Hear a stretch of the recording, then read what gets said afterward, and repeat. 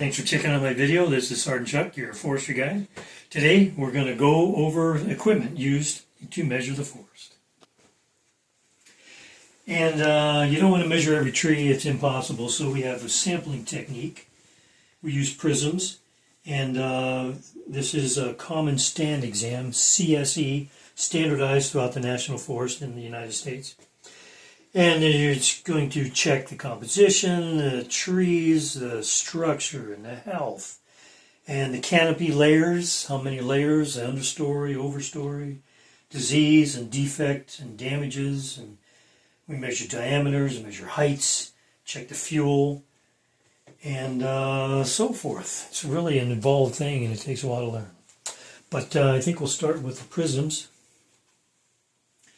And prisms are determine the trees you're going to measure, whether they're in or out. And we have different sizes.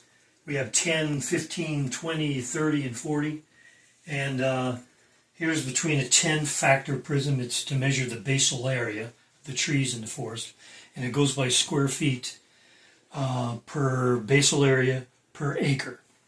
And this will be explained in another video. And you can tell there's a 10 factor here, how thin it is, and here's a 40 factor. And depending on what basal area prism you're using, depends if you use a 40 factor if the trees are real dense, and you don't want to measure more than about 5 or 6 trees. It'll take too long. So we use different prisms, and that'll be explained in another video. So let's go with the increment borer. This is how you drill the tree. And then once you've got your borer in the tree, you take your extractor and pull out the core sample.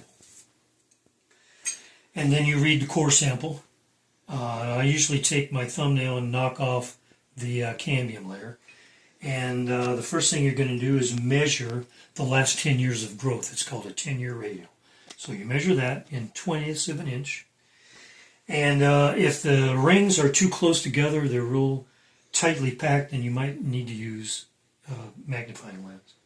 And you can tell the years that there was a lot of rain, because the rings will be spread out, and the years that there was drought and they'll be real tightly packed, that's when you'll need your magnifying lens. And here's some wax too to lubricate your bore. And let's see, we have the clinometer.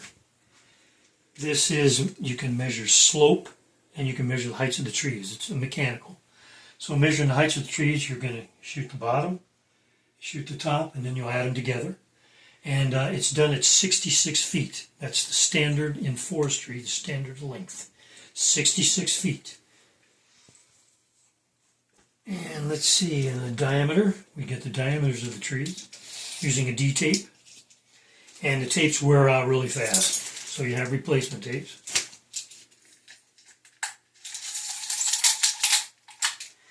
And we use a logger's tape. And when you're using the prisms to determine the trees that are going to measure, the in trees, then that's called a variable plot. And that means the trees it varies. They could be 60 feet away, they could be 10 feet away. You don't know until you use the prism to determine which trees are in that you're going to measure. Ideally, 5-6 trees per point is the ideal. And a point is actually a waypoint, GPS waypoint. And the Forest Service gives you those, and you find them out in the forest, and that's a point. Anyway, logger's tape. You hook it on your belt.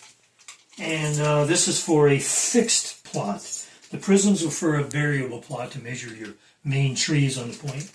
And this is to measure mostly your regen.